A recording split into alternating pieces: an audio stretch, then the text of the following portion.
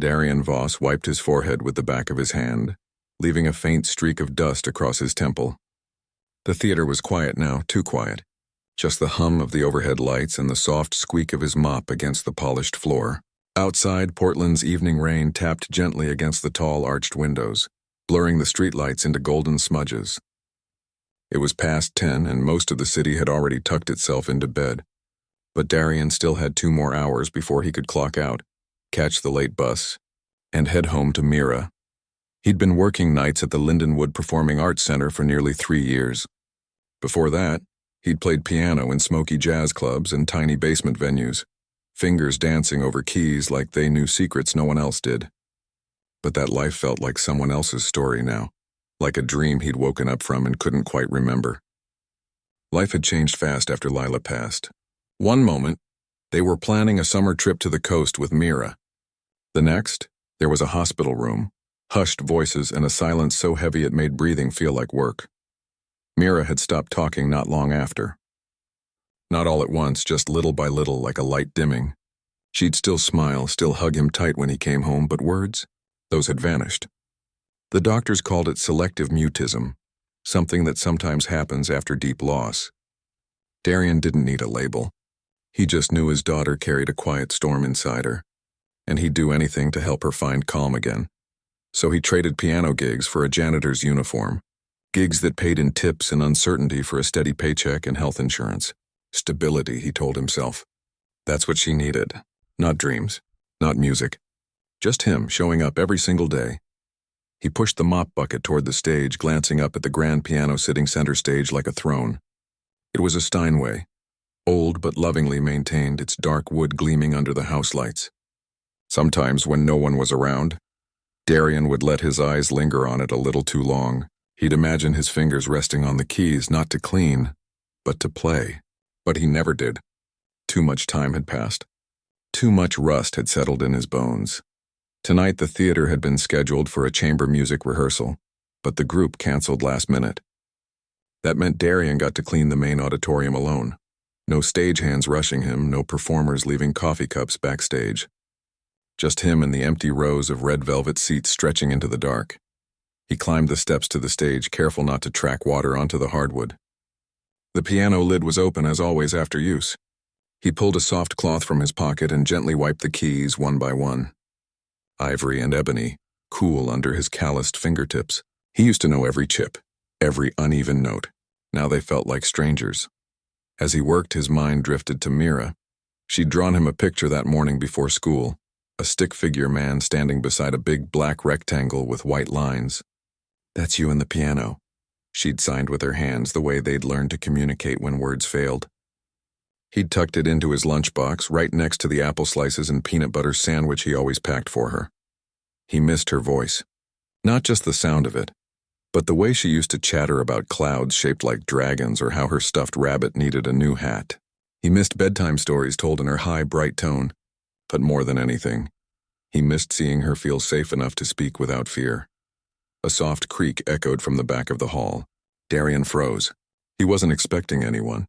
He turned, squinting into the shadows. "Sorry," came a young voice. "We thought the place was closed."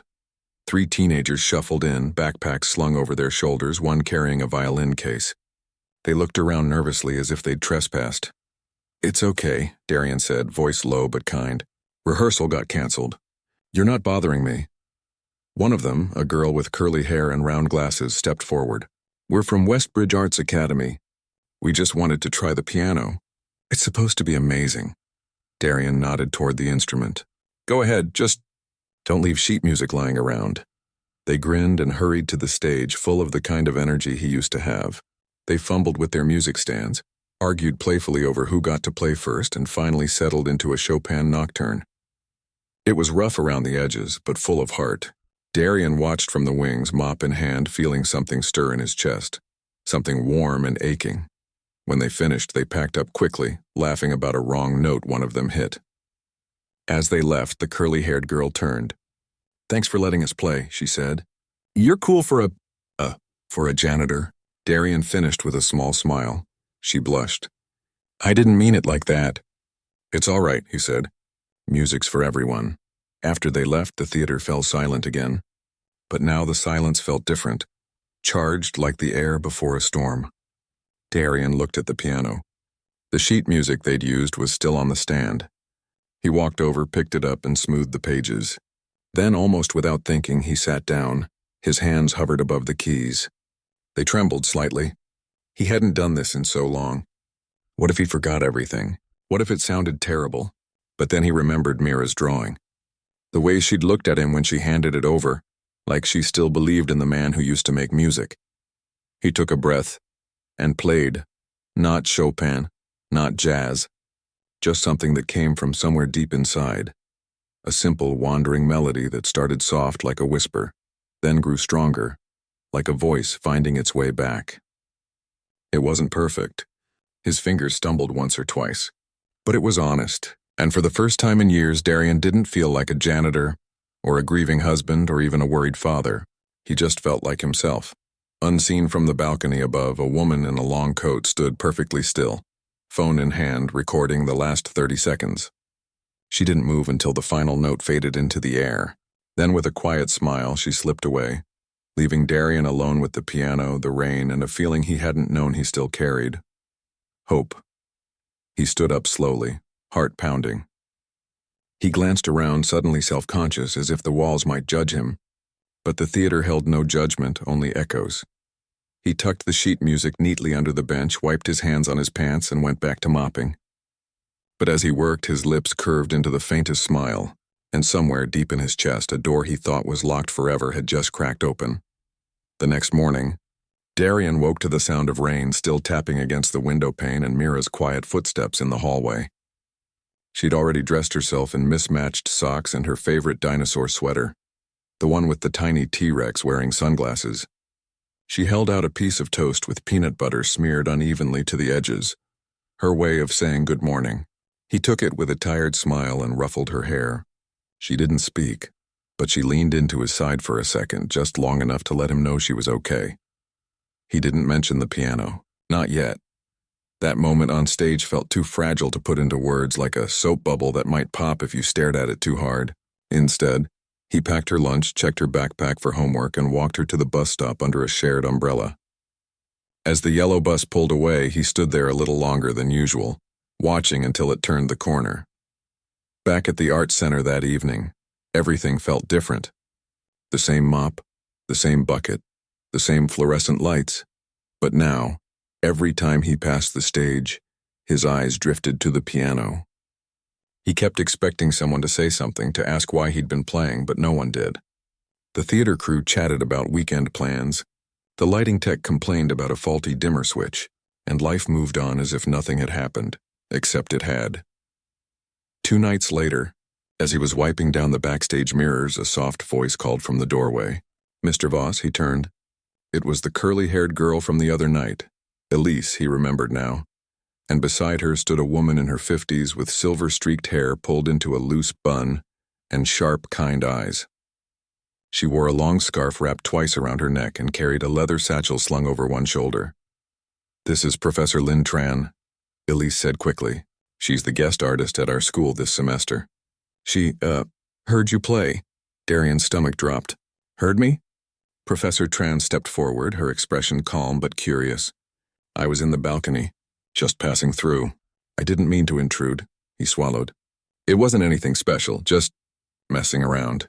She tilted her head slightly. "Music like that isn't messing around, it's storytelling. And you told a story I haven't heard in a long time. One about loss, yes, but also about love that refuses to disappear." Darian looked down at his hands, rough from cleaning chemicals and years of hard work. "I haven't played seriously in over a decade." "Maybe," she said gently. That's exactly why it sounded so real. She didn't push. Didn't ask for a performance or a demo tape. Instead, she told him about an upcoming event at Westbridge Arts Academy, a low-key showcase called Community Voices, where local people, bakers, teachers, bus drivers, shared short performances or spoken pieces. "Nothing fancy," she said. "Just heart." Then she added almost casually, "We'd be honored if you'd consider playing." Darian shook his head before she even finished. "I couldn't, I'm not that person anymore." Professor Tran studied him for a long moment. Then she nodded as if she understood more than he'd said. Fair enough. But the offer stands. And the piano's always open after hours if you ever feel like visiting. She left with Elise, but her words lingered like a melody stuck in his head. That night, after Mira was asleep, Darian sat on the edge of his bed staring at the wall. He thought about Lila, how she'd always said his playing made the air feel lighter. He thought about Mira, drawing him beside a piano like it was still part of who he was. And he thought about the way his fingers had remembered what his mind had tried to forget. The next time he worked late, he didn't just clean around the piano, he sat at it. Just for 10 minutes. Then 20. He played scales at first, relearning the feel of the keys. Then he tried Mira's Lullaby, the piece he'd written the week after Lila died when sleep wouldn't come and the house felt too big. It came back slowly, like an old friend returning after a long trip. He started staying an extra hour after his shift, practicing in the dark theater with only the emergency exit sign casting a dim red glow. No audience. No pressure. Just him and the music, rebuilding a bridge he thought had burned down years ago. One evening as he played, he heard a soft sound from the front row. He stopped mid-phrase, heart racing. But it was just Mira sitting cross-legged in the third row, wearing her dinosaur sweater and holding a sketchbook. She must have taken the bus after school and walked the 10 blocks to the theater, something they'd practiced for emergencies but never actually done. He froze. "Mira, you okay?" She nodded, then pointed to the piano. Her hands moved in quick signs. "Play more." So he did. He played the lullaby again, softer this time, letting the notes drift like falling leaves. She watched, eyes wide, pencil still in her hand. When he finished, she stood up, walked to the stage, and placed her sketchbook on the piano lid. Inside was a new drawing. Him at the piano, but this time golden lines floated from the keys, wrapping around a small figure in the audience. Her. He blinked hard. "You came to hear me?" She nodded, then signed 2 words he hadn't seen in 2 years. "You good." It wasn't a full sentence. It wasn't a story. But it was a start. After that, Mira started coming to the theater more often, waiting in the green room with a book or her sketch pad while he finished his rounds. Sometimes she'd hum along as he practiced, soft, uncertain notes that matched his chords. He never corrected her. He just let her find her own rhythm, her own voice, in her own time. Meanwhile, Professor Tran quietly spread the word about the showcase. She didn't name Darian, just described him as a quiet guardian of this theater who carries music in his bones. A few local bloggers picked up the hint. A community radio host mentioned it on air. Tickets, free but limited, sold out in 2 days. Darian didn't know any of this. He was too busy trying to remember how to use the sustain pedal without making the notes muddy. Too busy worrying whether Mira had eaten enough at lunch. Too busy wondering if he was making a mistake by even considering this. But then, one rainy Thursday as he wiped down the piano after practice, Mira tugged his sleeve. She held up a small piece of paper, a printed flyer for the Community Voices event. At the bottom, in neat handwriting, someone had added, "Special guest performer, Darian Voss." He stared at it, stunned. "You signed me up?" She shook her head. Then pointed to the flyer, then to herself, then made the sign for yes, but with a mischievous glint in her eyes. He laughed. A real, deep laugh he hadn't heard from himself in years. "All right," he said, ruffling her hair. "All right. We'll do it." That night, as they walked home under the streetlights, Mira held his hand tighter than usual, and for the first time in a long time, Darian didn't feel like he was carrying the weight alone. The music wasn't just his anymore. It belonged to both of them, and soon it would belong to everyone in that theater. Darian stared at the flyer like it might burst into flames. Community Voices featuring Darian Voss was printed right there in bold letters, next to a small sketch of a piano that looked suspiciously like Mira's handiwork. He hadn't agreed to this, not out loud, not officially, but standing there in the dim hallway of the Arts Center, with Mira's hopeful eyes fixed on him, he couldn't bring himself to say no. Still, doubt crept in like fog. What if he froze on stage? What if his fingers betrayed him? What if people expected something polished and got a tired janitor fumbling through half-remembered notes? He'd spent years believing music was behind him, something beautiful but finished, like a book closed for good. Now someone had opened it again, and the pages were blank except for the parts he had to write himself. Professor Tran found him the next evening, polishing brass door handles with more force than necessary. "You saw the flyer?" she said, not as a question. "I didn't sign up for this," he muttered. "No," she agreed. "But your daughter did. And sometimes the people who love us see what we've forgotten about ourselves." He didn't answer right away. Instead, he wiped the same spot over and over. Finally, he said, "I haven't played for an audience since before Lila got sick. I don't even know if I remember how." "You don't need to remember how to perform," she said gently. "You just need to remember why you play." That night, back in their small apartment, Darian dug through an old storage box under his bed. Beneath winter scarves and expired coupons, he found a worn notebook filled with handwritten sheet music, his own compositions from years ago. Most were rough drafts scribbled late at night between gigs. At the very back, tucked behind a faded photo of Lila holding newborn Mira, was a single page labeled Mira's Lullaby for the nights that feel too long. He sat at the kitchen table, the notebook open, and traced the notes with his finger. He could still hear it in his head, the gentle rise and fall, the way it started in a minor key but slowly found its way to something warmer, something like hope. It wasn't flashy. It wasn't meant to impress. It was just truth set to melody. He decided that's what he'd play. Over the next week, he practiced every night after work, Mira curled up on a backstage chair with her sketchbook or a library book about ocean creatures. She never interrupted.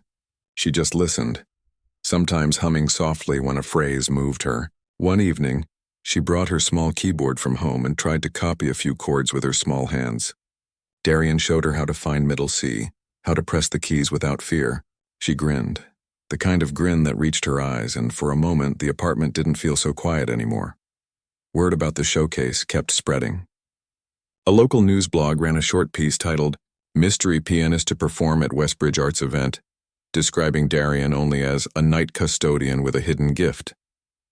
A few neighbors stopped him on the street to say they'd be there. Even his bus driver gave him a thumbs up one morning. The attention made him nervous, but Mira seemed excited.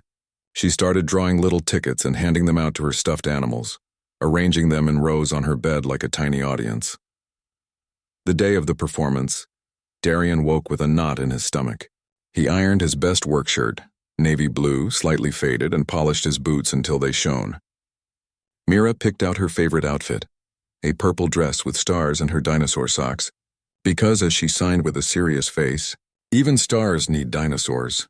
Professor Tran met them at the school's side entrance. "You ready?" she asked, though her eyes said she already knew the answer. Darian shook his head. "Not really." "That's good," she said. "If you were ready, it wouldn't matter as much." Backstage, the air buzzed with last-minute tuning, whispered lines, and nervous laughter. A cellist adjusted her bow, a poet paced with crumpled pages in hand. Darian sat on a folding chair, hands resting on his knees, trying to breathe slowly. Mira stayed close, her small hand in his, then the lights dimmed. The MC, a soft-spoken drama teacher, stepped on stage and welcomed the crowd. "Tonight isn't about perfection," he said. "It's about people, real ones, with real stories." One by one, performers took the stage. A high schooler recited a poem about her grandmother's garden. A retired firefighter played a folk song on harmonica. Each act was simple, honest, and met with warm applause. Then came Darian's turn. His name was called. The audience murmured, some curious, some skeptical. He stood legs stiff and walked toward the piano at the center of the stage. He wore no tuxedo, no fancy shoes, just his clean work shirt and the same quiet dignity he carried while mopping floors. He didn't bow. He just sat. For a heartbeat, the room was silent. Then he placed his hands on the keys. The first notes of Mira's lullaby floated out, soft, searching, like someone stepping into a room they hadn't visited in years. His fingers remembered more than he'd expected. The melody unfolded slowly, weaving through sorrow and tenderness, grief and grace. He didn't play for the crowd. He played for Lila, for Mira, for all the nights he'd held his daughter while she cried silently into his shoulder. Halfway through, something unexpected happened. From the third row, a small voice hummed, a single, clear note that matched his chord perfectly. Darian's breath caught. It was Mira. She wasn't singing words, just a sound, pure, unguarded, and full of trust. She kept humming, softly, as if the music had unlocked something inside her that had been waiting for the right key. The audience didn't move. No one whispered. No one reached for their phone. They just listened, many with tears glistening under the stage lights. When the final note faded, the silence lasted 3 full seconds, long enough for Darian to feel his heart in his throat. Then the room erupted. Not with cheers, but with something deeper, a wave of applause that started slow, then grew into something thunderous, heartfelt, full of awe. People stood. Some wiped their eyes. A woman in the front row mouthed, "Thank you." Backstage, Darian knelt and pulled Mira into a tight hug. She clung to him, her small body shaking, not from fear, but from release. Professor Tran approached, eyes bright. "You didn't just play a song," she whispered. "You gave people permission to feel." Later, as they walked home under a sky full of stars, Mira held his hand and hummed the lullaby again, this time louder, steadier. And Darian realized something. He hadn't just played for her, she'd played for him too. The music wasn't over. It was just beginning. The days after the performance moved like a slow, warm current, gentle but full of quiet change. Darian kept showing up to clean the theater, same as always, but now people looked at him differently. Not with pity or indifference, but with a kind of quiet respect, like they'd glimpsed something real behind the mop and bucket. The stagehand, who used to barely nod, now asked how Mira was doing. The lighting tech slipped a coffee into his hand one morning with a wink. "Heard you gave the piano a second life," he said. But the biggest change was at home. Mira started talking again, not in full sentences right away, but in fragments that grew bolder each day. At breakfast, she'd point to the cereal box and say, "Too sugary." When her shoelace came undone, she'd sigh and mutter, "Again?" One evening, while Darian washed dishes, she stood in the doorway and said, clear as morning light, "Play the lullaby tonight?" He did. On their second-hand keyboard, with Mira curled beside him on the couch, her head resting on his shoulder. She even tried singing along, her voice soft and a little shaky, but there, undeniably there. Then the video surfaced. Someone in the audience had recorded the whole performance on their phone. It wasn't high quality. The lighting was dim, the audio muffled, but none of that mattered. What people saw was a man in a work shirt, playing with his whole heart, and a little girl in a starry dress humming like she was stitching her voice back together, note by note. Within a week, it had been shared thousands of times. Local news stations called. A radio host invited Darian for an interview. A nonprofit that supported arts in underserved communities reached out with an offer. A part-time role teaching beginner piano to kids, 2 afternoons a week, with flexible hours. Darian hesitated. Teaching him, he wasn't trained. He didn't have a degree, but then he remembered how Mira's eyes lit up when she found the right note, how her fingers had grown more confident on the keys. Maybe that was enough, showing up, being patient, letting music be a bridge instead of a performance. He said yes. He didn't quit his janitor job, not yet. Rent didn't pay itself, and stability still mattered. But he rearranged his schedule, trading shifts with a coworker so he could teach on Tuesdays and Thursdays. His first student was a shy 8-year-old named Theo, who'd never touched a piano before. Darian didn't start with scales or theory. He asked, "What does your favorite song feel like?" and let Theo bang out rhythms that sounded like thunderstorms and giggles. It wasn't perfect, but it was alive. Meanwhile, Mira began speaking at school. Her teacher sent a note home saying she'd raised her hand in class for the first time in 2 years to answer a question about ocean currents. At recess, she started playing tag again. She even told a joke, something about a penguin and a snowman, that made her friends laugh so hard they snorted milk out their noses. Darian kept playing too. Not just the lullaby, but new pieces. Short, simple melodies that came to him while mopping floors or waiting for the bus. He recorded them on his phone, just for himself. But Professor Tran heard one and insisted he share it. "People need this kind of music," she said. Not flashy, just true. So he uploaded a few tracks to a free music platform under a simple name, Darian Voss. Quiet songs. No photos, no bio, just the music. Within a month, strangers were leaving comments. "This got me through my night shift. Played this for my mom in hospice. Thank you. My daughter hums this now. It calms her." He never replied, but he read every message. One rainy Saturday, he and Mira went to a second-hand store and bought a slightly out-of-tune upright piano for $50 and a promise to fix the sticky middle C. They hauled it home in a borrowed truck, laughing as they wrestled it up the stairs. That night they played duets, Mira on the right side, Darian on the left, making up songs about laundry day, missing socks, and the neighbor's grumpy cat. Life wasn't suddenly perfect. Bills still piled up. Some nights grief still knocked on the door like an old unwelcome guest. But now there was music to answer it with. A few weeks later, Professor Tran invited him to record a short album. Just 4 or 5 original pieces, all acoustic, no fancy production. Just you, the piano, and the truth, she said. They recorded it late at night in the Lindenwood Theater, when the world was asleep and the only sounds were the rain outside and the creak of the piano bench. Darian played Mira's lullaby again, but this time Mira sat in the front row listening with her eyes closed, a small smile on her lips. When the album dropped, it didn't chart or go viral. But it found its people, the night shift nurses, the single parents, the quiet souls who carried heavy hearts but still believed in soft things. One listener wrote, "This sounds like hope with calloused hands. Darian liked that. He never became famous." He didn't tour or appear on talk shows. He still wore his janitor uniform 3 nights a week, still scrubbed gum off the theater seats, still checked Mira's homework under the kitchen light.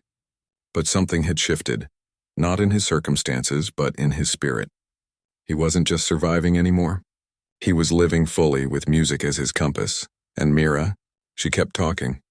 She told stories at dinner. She argued about bedtime. She sang in the shower off-key and joyful. One evening, as Darian wiped down the stage after a ballet rehearsal, she wandered in with her sketchbook, humming a new tune, one she'd made up herself. He stopped cleaning and listened. Then, without a word, he sat at the piano and played it back to her, adding chords beneath her melody. She grinned. "That's ours now," she said. He nodded. "Yeah, ours." Outside, the Portland rain kept falling, gentle and steady. But inside the theater, under the soft glow of the stage lights, something warm and unbreakable had taken root. Not fame, not fortune, but the quiet, everyday miracle of a father and daughter finding their voices again together, one note at a time. Rain tapped softly against the tall windows of the Lindenwood Performing Arts Center. The same rhythm it had kept for years, steady, patient like it knew the building's secrets. Inside, Darian Voss pushed his mop in slow arcs across the stage floor, the bristles whispering against the wood. His movements were familiar, practiced, but there was a lightness in them now, something that hadn't been there before. He paused for a moment, glancing toward the grand piano sitting in its usual place, lid open like an invitation. Mira sat cross-legged on the edge of the stage, sketchbook balanced on her knees, pencil moving quickly. She wasn't drawing him this time. She was sketching the piano from an angle, capturing the way the light caught the curve of its body, the shadow it cast on the floor. Her hair was pulled into a messy bun, and her socks, one striped, one polka-dotted, dangled just above the floorboards. "You're getting better at that," Darian said quietly. Leaning on the mop handle, she looked up and smiled. "It's easier when it's quiet," he nodded. Quiet had once felt like emptiness. Now it felt like space. Room to breathe, to think, to create. It had been nearly a year since that night on this very stage, the night he played for strangers, and his daughter found her voice again. So much had changed, and yet in the best ways so little had. He still worked nights at the theater. He still took the same bus home. He still packed Mira's lunch with apple slices and a little note tucked inside, sometimes a doodle, sometimes a silly joke.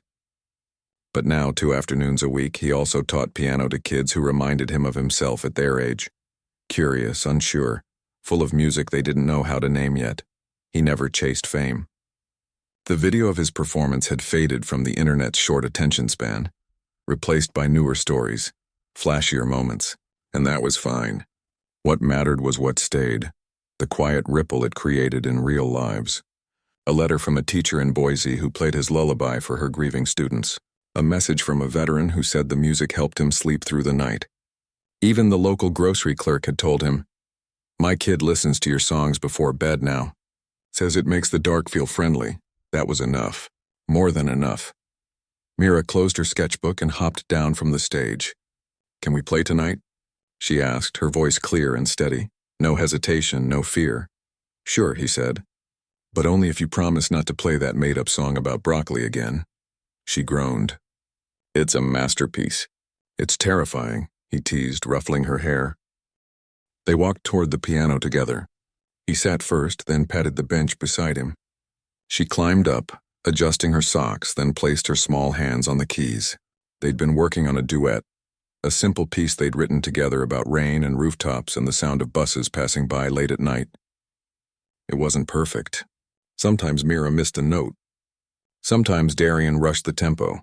But they kept going, learning to listen to each other, to leave space for mistakes and surprises. As they played, the theater filled with something warm and ordinary and deeply human. No spotlight, no audience.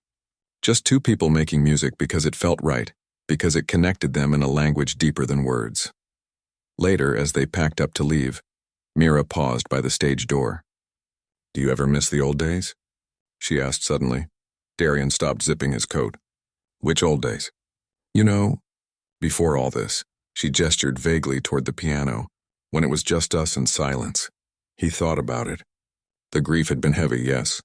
The silence had been hard, but it had also been honest. And in that honesty, they'd found each other in a new way. "I don't miss the pain," he said finally, "but I don't regret it either. It brought us here." She nodded like she understood more than her 9 years should allow. Then she slipped her hand into his. "Good, because I like here." They stepped out into the cool Portland evening. Rain had softened to a mist and the streetlights cast golden puddles on the sidewalk. They walked toward the bus stop, shoulders bumping, humming the last few bars of their duet. Back home, they made hot chocolate, extra marshmallows for Mira, and sat on the couch with their second-hand piano glowing faintly in the corner of the living room. She chattered about her science project, about how her friend Leo swore he saw a raccoon wearing a tiny hat behind the school dumpster. Darian listened, sipping his drink, feeling the kind of peace that doesn't shout. It just settles in, quiet and sure. Life wasn't grand or dramatic. There were still bills, still laundry, still mornings when the alarm felt like an enemy. But now there was also music in the kitchen while they made pancakes. There was Mira singing off-key in the shower. There was the sound of her practicing scales after school, determined and proud. And there was Darian still cleaning stages, still showing up, but now with a heart that remembered how to sing. Sometimes, on his breaks at the theater, he'd sit at the piano and play for no one but himself. Not for an audience, not for a video, not even for Mira, just for the joy of it. And in those moments, he felt closest to Lila, not because he was trying to hold on, but because he was finally living the way she'd always wanted for them, fully, tenderly, with open hands. One evening, as he wiped down the piano after a long shift, he found a folded piece of paper tucked under the music stand. He opened it. It was a new drawing from Mira. This one showed the two of them on stage, not as performer and audience, but as equals, side by side at the keys, surrounded by floating notes that looked like stars. At the bottom, in her careful handwriting, she'd written, "Our song isn't finished." He smiled, folded the paper carefully, and put it in his pocket, right next to his bus pass and his work keys, because she was right. The song wasn't over. It never would be. It would keep growing, changing, echoing through quiet rooms and rainy streets and ordinary moments that somehow, against all odds, became extraordinary. And as long as they kept playing, even just for each other, it would always be enough.